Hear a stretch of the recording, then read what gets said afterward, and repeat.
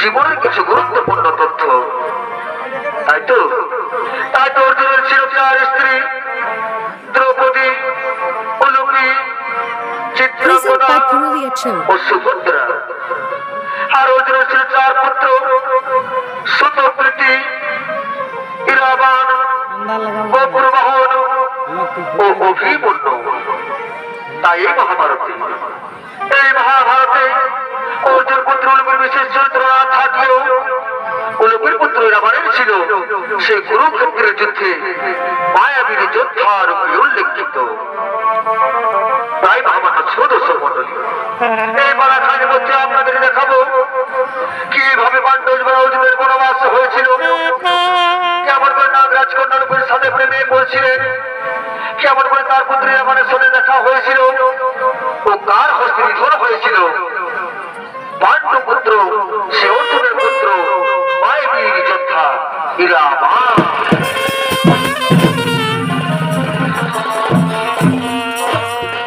তাই মহামান্য সদস্য মন্ডলী, একদিন হস্তিনাপুর রাজ দুর্যোধন সেই পঞ্চ পাণ্ডবদের প্রাণে মারার জন্য বারনাবন গ্রামে একটি সুন্দর বাড়ি তৈরি করেছিলেন। কিন্তু পঞ্চ পাণ্ডব সেই বাড়ি থাকাকালীন তাদের কাকা বিজুদের কাছ থেকে সংবাদ পেয়ে তারা নিজেরাই বাড়িতে আগুন ধরিয়ে সেই সুরঙ্গের পথ দিয়ে তারা পালিয়ে যায়। সেখান থেকে তারা গঙ্গার নিপার হয়ে কাম্যক বনে আশ্রয় নেয়।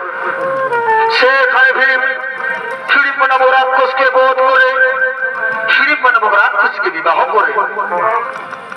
আর হিড়িম্বার গর্ভে ভীমের ওরসে এক মহাপুত্র সন্তান জন্মগ্রহণ করে। তার নাম রাখা হয়েছিল বীর যোদ্ধা ঘটোৎকচ। তারপর পাণ্ডবরা তপস্যার ভিতরে নানা স্থানে ভ্রমণ করতে করতে এক চক্র নামক গ্রামে গিয়ে এক ব্রাহ্মণ পরিবারে আশ্রয় নেয়। সেখানে ভীম বহু রাক্ষস নামক এক মহাপুত্র রাক্ষসকে বধ করে। তারপর তারা সেখান থেকে পাঞ্চাল রাজ্যে চলে যান।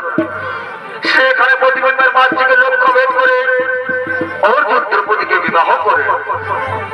বিবাহ করে তারা পুনরায় বক্ষগ্রহণ করে ফিরে আসেন।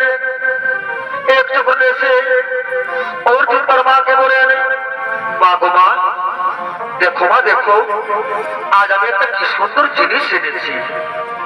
তাই মা করতে না দেখি বলে বললেন, ওরে পুত্র, তুমি যা এনেছো তা তোমরা 5 ভাই সমান ভাগে ভাগ করে নাও। তাই তো মা পুত্রের একটি ভুল গঠনের জন্য পঞ্চস্বামীর স্ত্রী হয়েছিল পাঞ্চাল কন্যা দ্রৌপদী। তারপর হস্তিনাপুরকে 2 ভাগে ভাগ করা হয়। কৌরবদের হলো হস্তিনাপুর আর পাণ্ডবদের হলো ইন্দ্রপ্রস্থ। আর সেই ইন্দ্রপ্রস্থের এক স্থান ছিল বিশাল অরণ্য। সেই অরণ্যকে সাফ করে এক বিশাল আকৃতির রাজপ্রাসাদ তৈরি করা হলো। আর সেই রাজপথের রাজা হলেন পাণ্ডু যুবরাজ ধর্মরাজ যুধিষ্ঠির।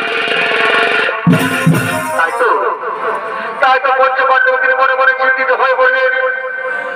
তারা মনে মনে ভাবলেন যে তারা দ্রৌপদীকে বিবাহ করেছেন, কিন্তু তারা কিভাবে, তারা কেমন করে সেই পাণ্ডবের সাথে তারা নির্জনে বাস করবে। তাই দেশে আলাপ আলোচনা বিচার করার জন্য সেই পঞ্চ পাণ্ডব ছুটে চলেছেন সেই ইন্দ্রপ্রস্থের রাজসভার।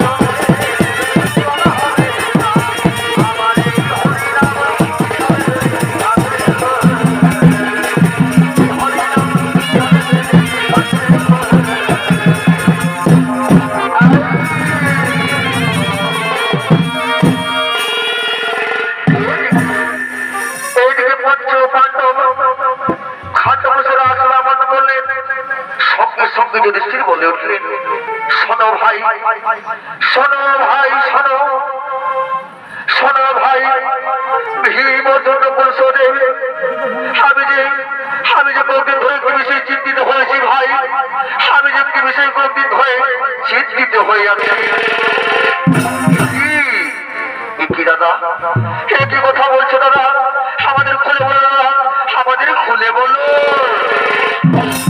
শোনো ভাই, শোনো ভাই, শোনো, আমাদের মাথার কর্তৃত্ব ভুল বোঝানোর জন্য আমরা যে দ্রৌপদীকে বিবাহ করেছি, তাহলে আমরা কেমন করে আমাদের পাঞ্চালীর সঙ্গে আমরা নির্জনে বাস করব? হ্যাঁ দাদা, হ্যাঁ, তুমি ঠিক কথাই বলেছো। আমরা কিভাবে, আমরা কেমন করে আমাদের পাঞ্চালীর সাথে আমরা নির্জনে বাস করব? তাই এদিকে পঞ্চ পাণ্ডব কথন কথন করতে থাকেন, আর ওদিকে দেবর্ষি নারদ ইন্দ্রপ্রস্থ থেকে ভ্রমণ করতে করতে ছুটে চলেছেন সেই খাণ্ডববর্ষের রাজসভার দিকে।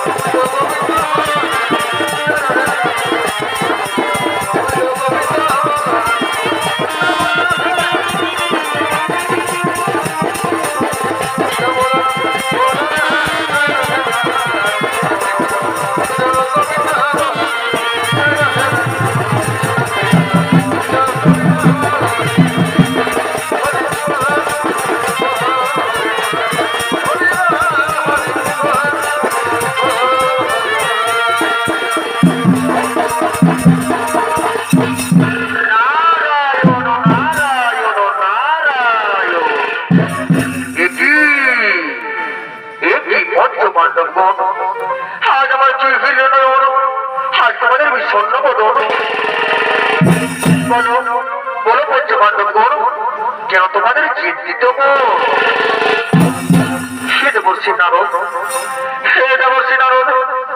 আমরা যে পাঞ্চাল করল দ্রৌপদীর পঞ্চস্বামী, তাহলে আমরা কেমন করে আমাদের পাঞ্চালীর সাথে আমরা নির্জনে বাস করব? সেই অন্তর্যামী ভগবান এই স্ত্রীর পঞ্চস্বামী নারায়ণ নারায়ণ নারায়ণ। শোনো, শোনো পাণ্ডব যুবরাজ, দ্রৌপদী হলেন এক অসুস্থ তেজস্বিনী নারী। শোনো তবে তার কেদা যুগের কাহিনী। ভগবান রামচন্দ্র যখন ভাই লক্ষ্মণ সীতাকে নিয়ে বনবাসে গিয়েছিলেন, তখন সেই বনবাসের পূর্বে সীতাকে হরণ করেছিলেন লঙ্কার অধিপতি রাজা রাবণ। তাই তো সে অপহরণের পূর্বে সর্বদেব রামচন্দ্রকে বলেছিলেন, হে ভগবান রামচন্দ্র, হে ভগবান রামচন্দ্র, আপনারা যখন বনবাসে যাত্রা আরম্ভ করবেন, তখন লঙ্কার অধিপতি রাজা রাবণ আপনার যে সীতাকে হরণ করে নিয়ে যাবে লঙ্কায়। তাই তো ভগবান রামচন্দ্র দেবকে বলছিলেন, সেই অগ্নিদেব, আমি যখন বনবাসে যাত্রা আরম্ভ করবো, তখন তুমি আমার সীতাকে তোমার পক্ষে আদান করবে, আর তার সৌজন্যে তুমি আমাকে নকল সীতা প্রদান করবে। তাই তো রামচন্দ্র আদেশে অগ্নিদেব আসল সীতাকে তার পক্ষে রেখে নকল সীতাকে বনবাসে পাঠিয়ে দেয়। তাই তো পঞ্চ পাণ্ডব লঙ্কার রাজা রাবণ যে সীতাকে চুরি করেছিলেন, সেই সীতা কিন্তু আসল সীতা ছিল না, সেই সীতা ছিল নকল ছায়া সীতা। তাই তো ভগবান রামচন্দ্র রাবণকে বধ করার পর যখন মা সীতার অগ্নি পরীক্ষা করেন, তখন স্বয়ং অগ্নিদেব আসল সীতাকে ভগবান রামচন্দ্রের কক্ষে প্রদান করেন। আর যে নকল ছায়া সীতা ভগবান রামচন্দ্র অগ্নিদেবকে প্রদক্ষিণ করতে করতে হুশ করে চলে যান। সেখানে গিয়ে বর পাওয়ার জন্য 5 বার তপস্যা করেন দেবাদিদেব মহাদেবকে। তাই তো মহাদেব সন্তুষ্ট হয়ে সকল শাসীদেরকে পঞ্চবরের লাভ প্রদান করে। তাই তো পঞ্চ পাণ্ডবগণ সেই অসুস্থের শ্রী নারী সত্যযুগে ছিলেন ব্রহ্মঋষি কুশধ্বজের কন্যা বেদবতী, ত্রেতা যুগে ছিলেন ভগবান রামচন্দ্রের স্ত্রী সীতা ও তারপর যুগে হলেন রাজা ধ্রুপদের কন্যা ও পঞ্চ পাণ্ডবের স্ত্রী দ্রৌপদী। সে দেবর্ষী নারদ, সে দেবর্ষী নারদ আমাদের মনে যা বিড়ম্বনা তাতে তো আমরা অনুরোধ হয়ে যাচ্ছি। এর উপায় আমাদের বলে দিতে বলছি, এর উপায় আমাদের বলে শোনো শোনো পঞ্চ পাণ্ডবগণ, যার বলে আমি তোমাদের বলে চাই, তোমরা যখন বিধির বিধান নিয়ম মেনে দ্রৌপদীকে বিবাহ করেছ তখন তাকে সম্ভব করার সুযোগ পাবে। দ্রৌপদীর সঙ্গে তোমরা মিলিত হবে এক একজন করে, তারাও থাকবে মাত্র 1 বছর করে।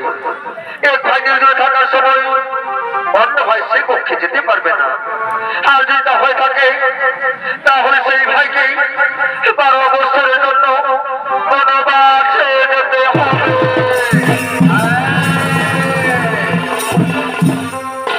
সে দেবর্ষী নারদ, আপনার আদেশে আমরা শরণাপন্ন হয়েছি, আপনার আদেশে আমরা শরণাপন্ন হয়েছি। নারায়ণ নারায়ণ নারায়ণ। তাহলে আমি এখন আসি পঞ্চ পাণ্ডবগণ, আমি এখন আসি।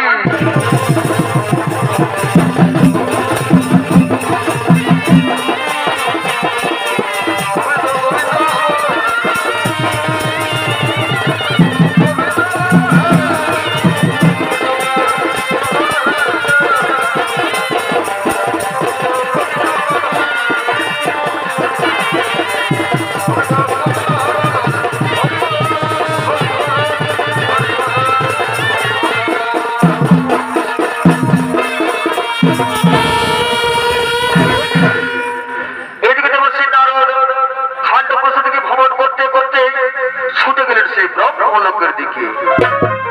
আর এদিকে পঞ্চ পাণ্ডবের স্ত্রী দ্রৌপদী তিনি ছুটে চলেছেন সেই রাজসভার শয়ন কক্ষের দিকে।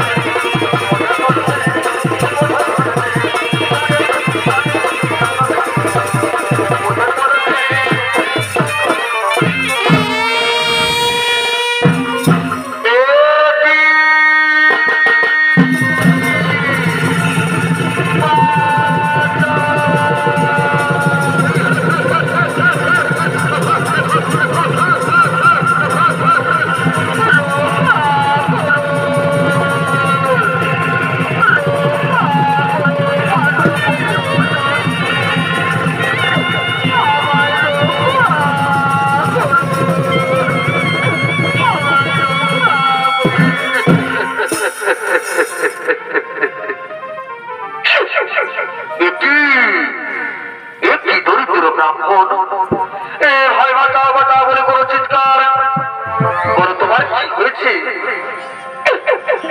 তৃতীয় পাণ্ডব পুত্র অর্জুন ওদিকে রাক্ষসের দল আমার গঠন চুরি করে পলায়ন করেছে। তাই তো আমার গঠন রক্ষা করুন যুবরাজ, আমার গঠন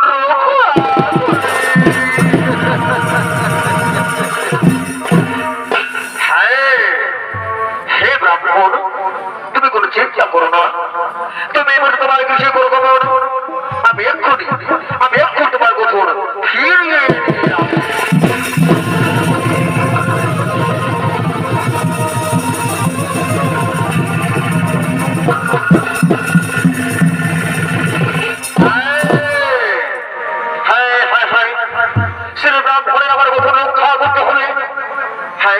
কিন্তু কোথায় আমার ধন্যবাদ কোথায়?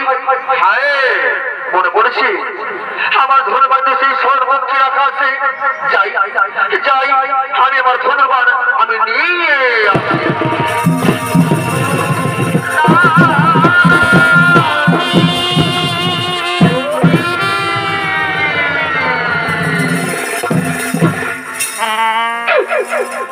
কি ভুল করলাম আমি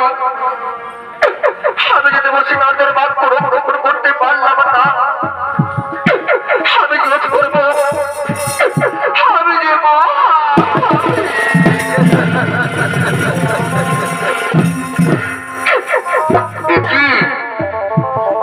যে ভাই অর্জুন, তুমি নিজেকে ধর্ম মহাপাই বলে কোনো প্রাচিত্য করছো ভাই?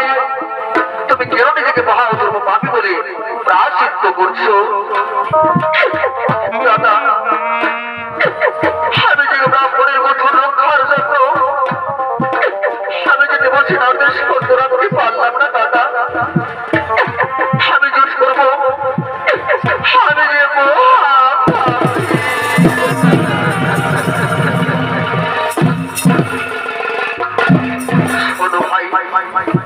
শোনো ভাই অর্জুন, কিন্তু তোমার কোনো দোষ নেই। তুমি তো জেনে বুঝে সৎপক্ষে প্রবেশ করনি। তুমি দেখে দরিদ্র ব্রাহ্মণের গঠন রক্ষার জন্য এই সৎপক্ষে বাধ্যই প্রবেশ করেছো। এটা তোমার কোনো দোষ নেই অর্জুন, এটা তোমার কোনো দোষ নেই। না দাদা না, এক সত্যময় পালন করতে পারলাম না দাদা, তবে আর এক সত্যময় পালন করতে হবে।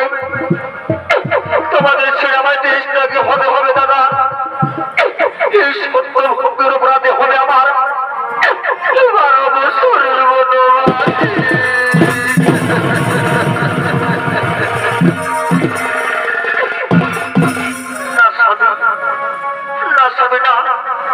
তুমি তো সেই দুষ্ট দত্তকে সাজা দেওয়ার জন্য এই সত্যকে বাধ্যই প্রবেশ করেছো। সেটা তোমার দেশ ত্যাগে হওয়ার আমি কোনো প্রয়োজন দেখছি না। পাঞ্চালী না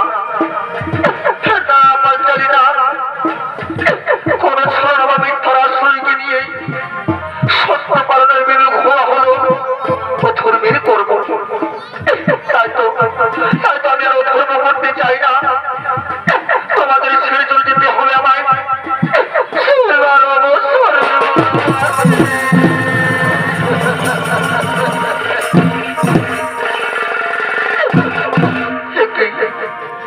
মা জননী, তুমি এসেছো মা, আমি পারলাম না মা, আমি যে বলছি নাদের সত্য রাখতে আমি পারলাম।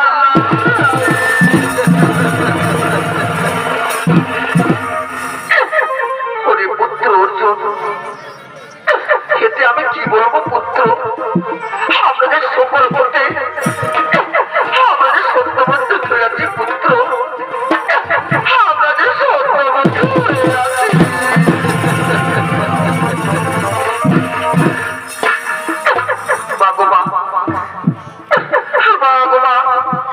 আমি আর বিলম্ব করবো না মা। 12 বছর অতিক্রান্ত হলে পুনরায় ফিরেছে আপনার পদবন্দনা করবো মা। বিদায় মা জননী, বিদায় পাঞ্চালী।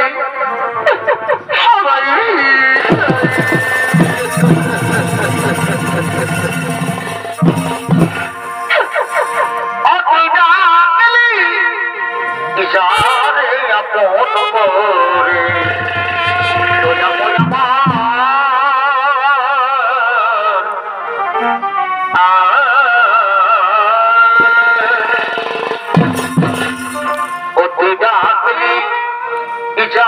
মন করে আশা করছে ঠিকানা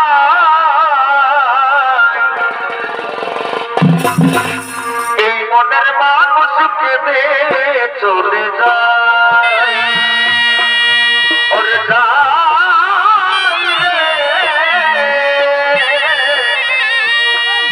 মনের মানুষ কেঁদে চলে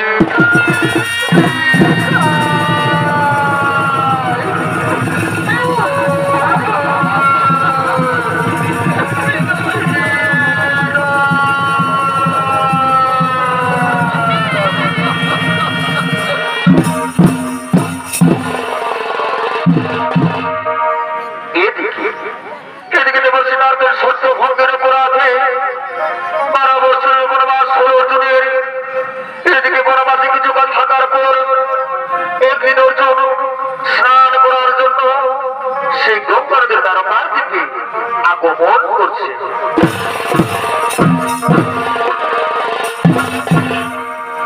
হরিবল হরিবল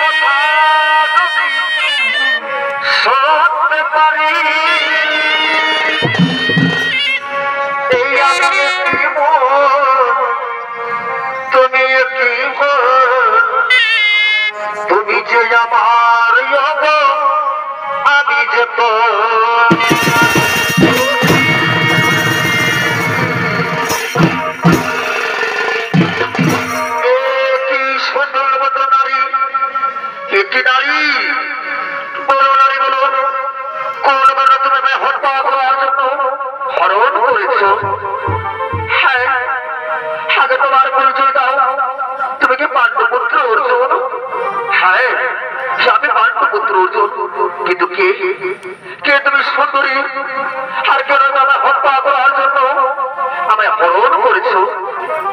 সে পাণ্ডু যুবরাজ, সে পাণ্ডু যুবরাজ, তুমি আমাদের নাগ বংশের ভূমিহীন করেছ। তুমি শ্রীকৃষ্ণ প্রেমের ছড়াই তুমি আমাদের খান্ডব দাহন করে ছিনিয়ে নিয়েছ। নাগ বংশের পরম শত্রু হল পাণ্ডবগণ। তাই তুমি নাগরাজ বাসুকীর আদেশে তোমায় হত্যা করতে চেয়েছি। আমি নাগরাজ কন্যা নাগ আমার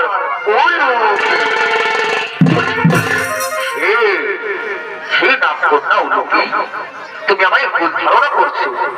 ওই খান্ডব ছিল আমাদের পূর্বপুরুষের। আমাদের রাজ্য হস্তিনাপুরকে যখন দুই ভাগে ভাগ করা হয় তখন সেই খান্ডব পড়েছিল আমাদের ভাগে। তখন আমরা নাগ বংশীদের বলেছিলাম সেই ইন্দ্রবস্ত্র তৈরি সাহায্য করার জন্য। কিন্তু নাগ বংশ আমাদের পাণ্ডবদের সঙ্গে ছলনা করে আমাদেরকে আক্রমণ করে। তখন নিজেদের রক্ষা করার জন্য আমি নাগ বংশের সাথে যুদ্ধ করেছি। আর সেই যুদ্ধে হয়েছে সেই খান্ডব বনের দাহন। সে নাম কন্যা উলুপি, তুমি তো আমায় হত্যা করতে চেয়েছিলে। তাহলে সত্যি যদি আমি অপরাধী তাহলে তুমি আমায় হত্যা করতে পারো না? না যুবরাজ, না, আমি তোমাকে হত্যা করতে পারবো না। একই নাম কন্যা উলুপি, এই ক্ষুব্ধ পরিস্থিতি এখন এভাবে নিভে গেল কেন? সে পাণ্ডু যুবরাজ অর্জুন, সেই ক্ষুব্ধ পরিস্থিতি এখন ভালোবাসার জলে ভেসে গেল।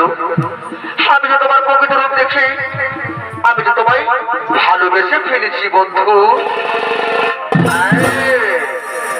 তুমি ঠিক কথাই বলেছ উলুপি, আমি তোমার প্রকৃত রূপ দেখি আমি তোমায় ভালোবেসে ফেলেছি। এসো এসো উলুপি, এসো, তুমি আমার কাছে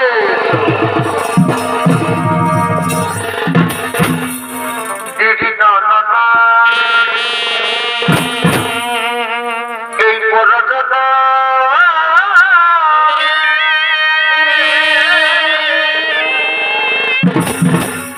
আজ তোমার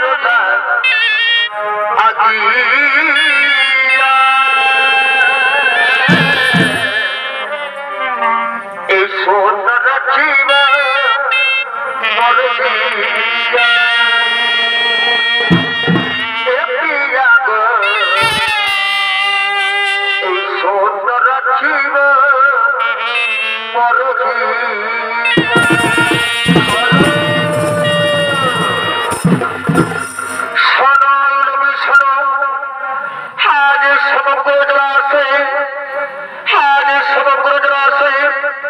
আমি তোমার বলে বাল্যদান করে আজ আমি তোমায় স্ত্রী রূপে গ্রহণ করলাম।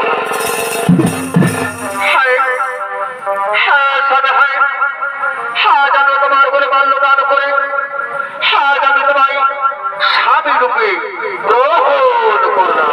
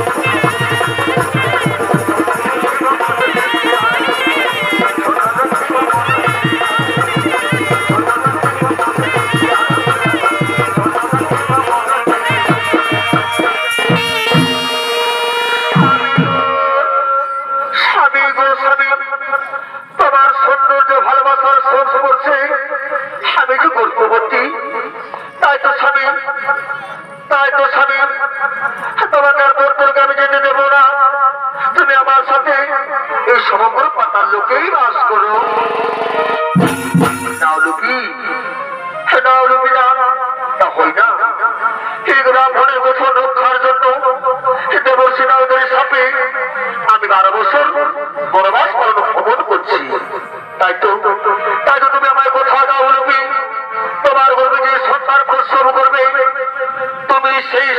সন্তানকে খুব সৌজন্য করে বড় করে তাকে তুমি মায়ের যোদ্ধার রূপে পরিণত করবে। হ্যাঁ স্বামী, হাই তাই হবে স্বামী। আমার গর্বের সন্তানকে আমি মায়ের যোদ্ধার রূপে পরিণত করবো। আর একটা কথা বলি স্বামী, আমি নাগরাজ কন্যা হিসেবে আজ তোমায় বলে দিলাম, এই সমগ্র জলাশয়ে তুমিও জীবন হয়ে থাকবে। জলের সমস্ত জলচরা তোমার বংশীভূত হয়ে থাকবে, তোমার বংশীভূত হয়ে থাকবে। তাই হবে, তাই হবে উলুপি, তাই হবে। আমি এখন বিদায় দাও উলুপি, আমি এখন বিদায় দাও।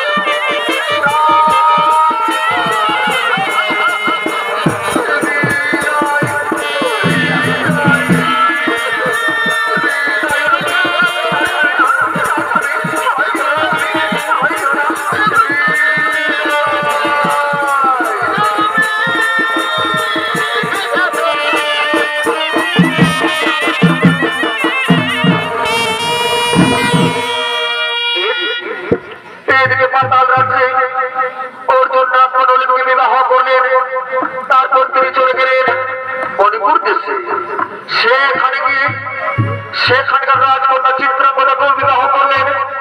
আর চিত্রাঙ্গদার গর্ভে এক সুন্দর পুত্র সন্তান জন্মগ্রহণ করল। তার নাম রাখা হলো বীর যোদ্ধা বজ্রবাহন। তারপর তিনি চলে গেলেন দ্বারকায়।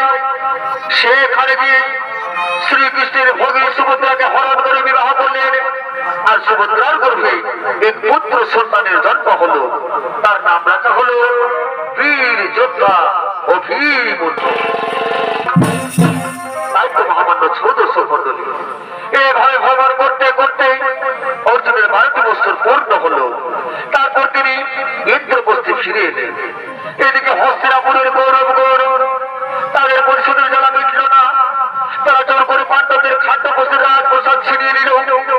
পাশা খেলা থেকে আরম্ভ করে পাশা খেলায় পরাজিত করে লাঞ্ছিত হয়ে বস্তু হল দ্রৌপদীর খাদ্যপ্রস্তুর ফেরার পরিবর্তে যুদ্ধের প্রস্তাব রাখলেন হস্তিনার যুবরাজ দুর্যোধন। তাই এদিকে পঞ্চ পাণ্ডবগণ সেই কুরুক্ষেত্রের সৈন্য সমাবেশ করার জন্য সেই দ্রৌপদীর রাজসভার দিকে আগমন করছেন।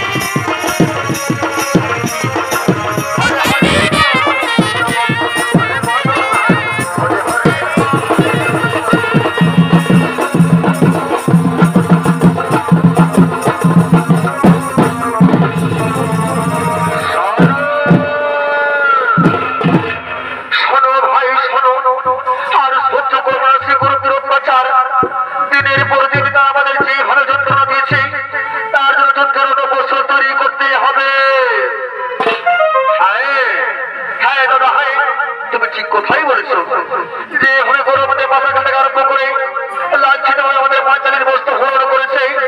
তাই তো দাদা আর আমরা সহ্য করবো না। ওরে ওরে দুর্যোধন, তোমার হত্যা পূর্বে একজন গোত্রা বাড়ির ধ্বংস, তাহলে পাণ্ডপুত্র ভীম নয়, আমি পাণ্ডপুত্র ভীম নয়। শান্ত হও, শান্ত হও ভীম, তুমি শান্ত হও। আমাদের বিচলিত হওয়ার কোনো প্রয়োজন নেই। তাই তো আমাদের এখন সাবধানে যুদ্ধের রণকৌশল তৈরি করতে হবে। তাই এদিকে পঞ্চ পাণ্ডব একত্রিত হয়ে যুদ্ধের রণকৌশল সৈন্য সমাবেশ কতক কঠোর করতে থাকে। আর ওদিকে সেই নাম গর্ভের পুত্র সন্তান উর্মিতার নাম রাখে মায়াবীর যোদ্ধা রাবণ। তাই তো রাবণের একদিন কর্ণপাত হয়ে কৌরব পাণ্ডবের যুদ্ধের সূচনা। তাই তো দিকে রাবণ তার পিতা অর্জুনকে খুঁজতে খুঁজতে সেই দ্রৌপদীর দিকে আগমন করছে।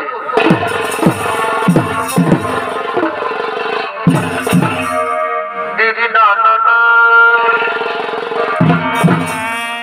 এ ভাই সৈন ভাবালতি গমে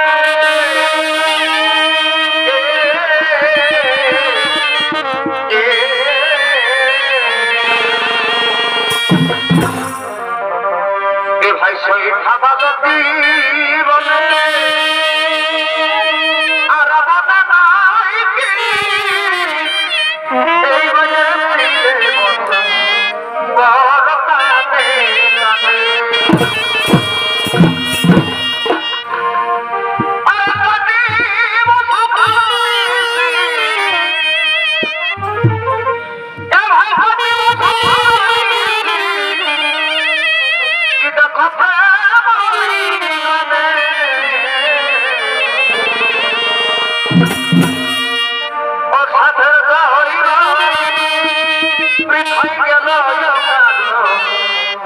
দেখো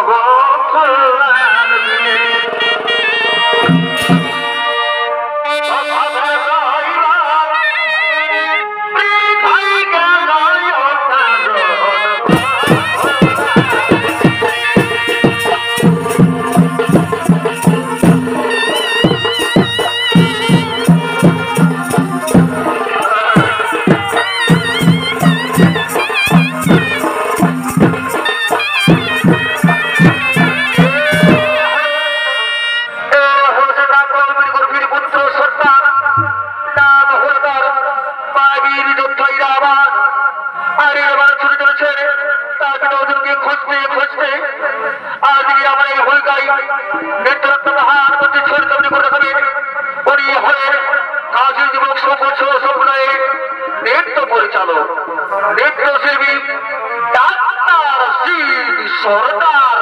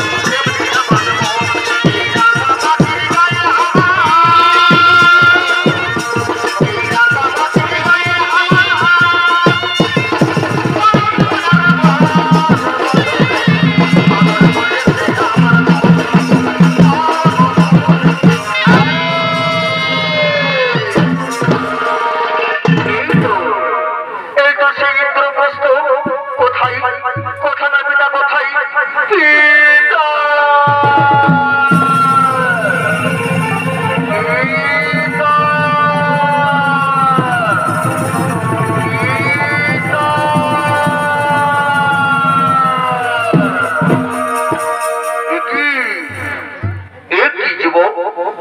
পিতা পিতা বলে ছুটে বসতে বলে দেবো বলো কে তোমার পিতা কে তোমার জন্ম পরিচয়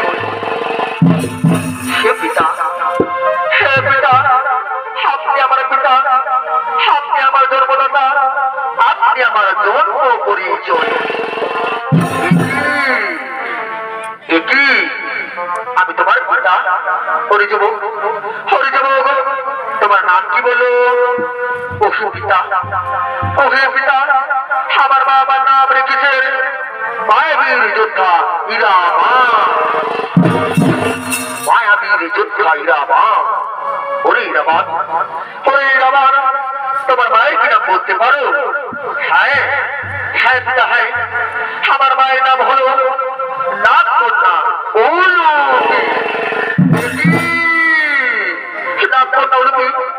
তোমার মায়ের নাম হলো নাম কন্যা হরিপুত্র হাই বাবা হাই আমার কাছে আমার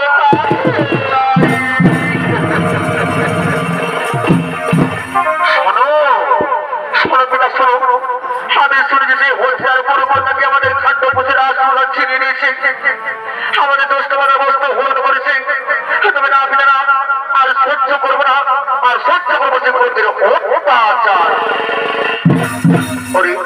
হরে পুত্র তুমি যুদ্ধের হলো বছর আমরা যাই সেই সৈন্য সমাবেশ করার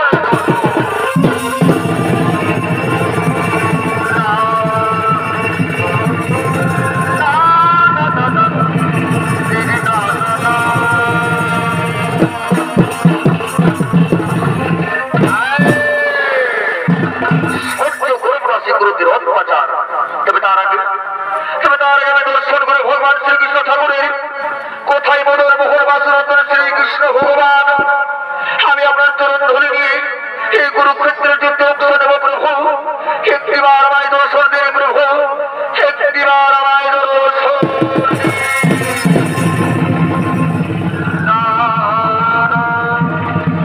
শ্রীকৃষ্ণ গোবিন্দ আজ পুরাণে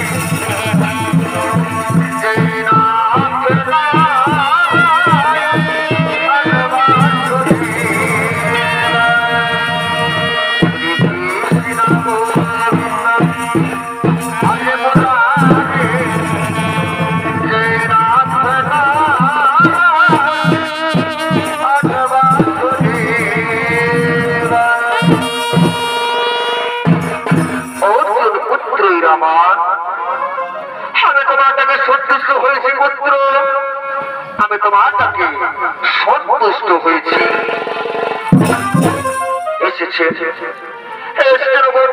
ভগবান সত্যি আমাটাকে সন্তুষ্ট এসছেন তাহলে ওদের পুত্র আমাদের শতপতি প্রণাম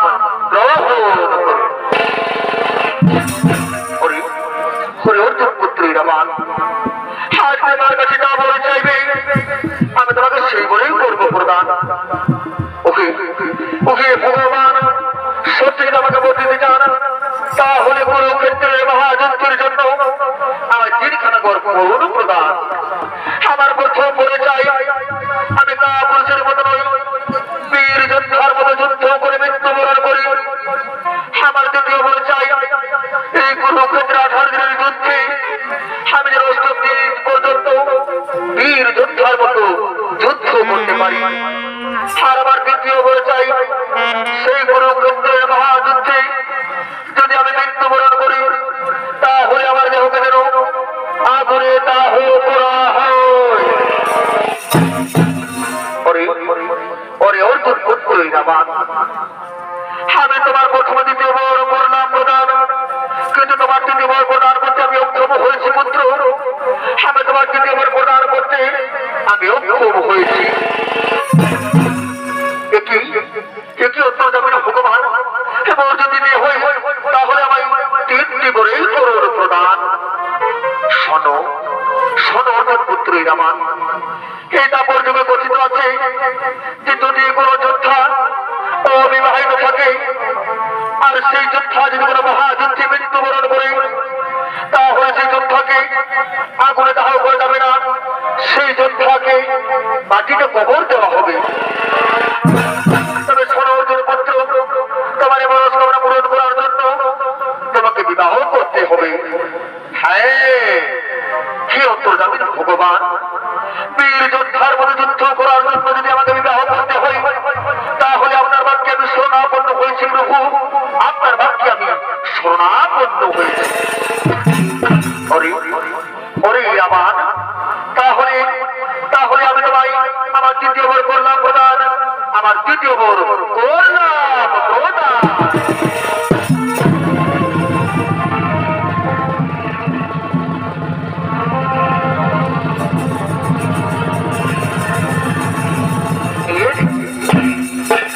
এদিকে বাসুরতন শ্রীকৃষ্ণ অর্জুন পুত্র আমাকে তিনটি বর করলেন প্রদান, কিন্তু এই মহাকুরুক্ষেত্রের যুদ্ধে ইরাবান নিজেকে দেবী কালীর কাছে উৎসর্গ করবেন বলে কোন নারী ইরাবানকে বিবাহ করতে চাইছিলেন না। তাই এদিকে অন্তর্জামিন ভগবান শ্রীকৃষ্ণ তিনি নিজেই মোহিনী রূপ ধারণ করে শ্রীরামাকে বিবাহ করার জন্য ছুটে চলেছে।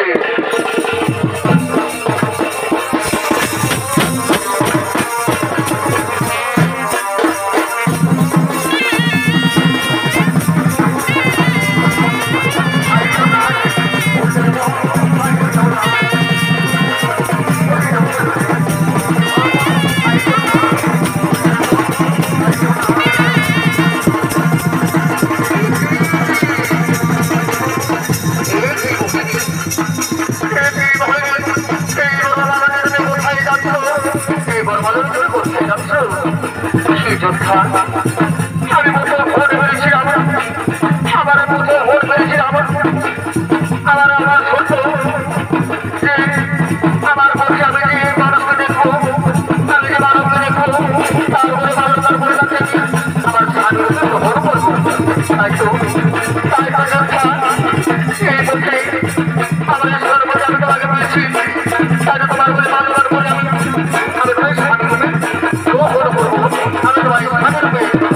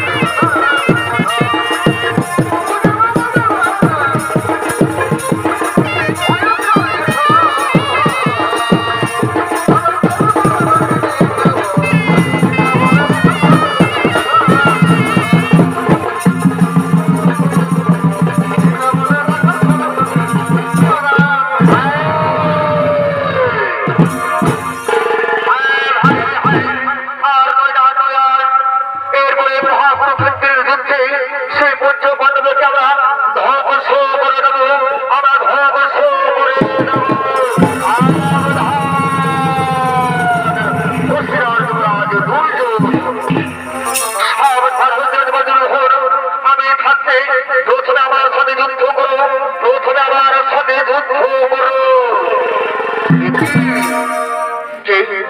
কে যোদ্ধা তুমি? কি তোমার নাম? কি তোমার জন্ম পরিচয়? শোনো শোনো যুবরাজ, আমার নাম হলো মায়াবীর যোদ্ধা রাবণ। আমি পাণ্ডবরাজ অর্জুনের পুত্র। ও অর্জুনের পুত্র মায়াবীর যোদ্ধা রাবণ। ওরে রাবণ, ওরে রাবণ, আমার তো যুদ্ধ করার জন্য তাহলে নষ্ট হলো তোমার। দেখি কার মহতে কত শক্তি।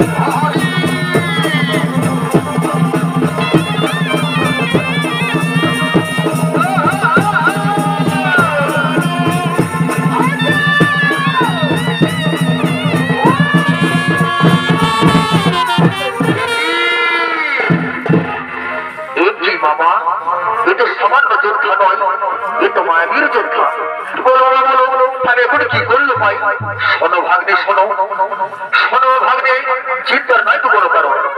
এই মুহূর্তে হ্যাঁ হ্যাঁ বাবা, হ্যাঁ তুমি ঠিক কথাই বলেছো। আরে এই মুহূর্তে শরীরকে করো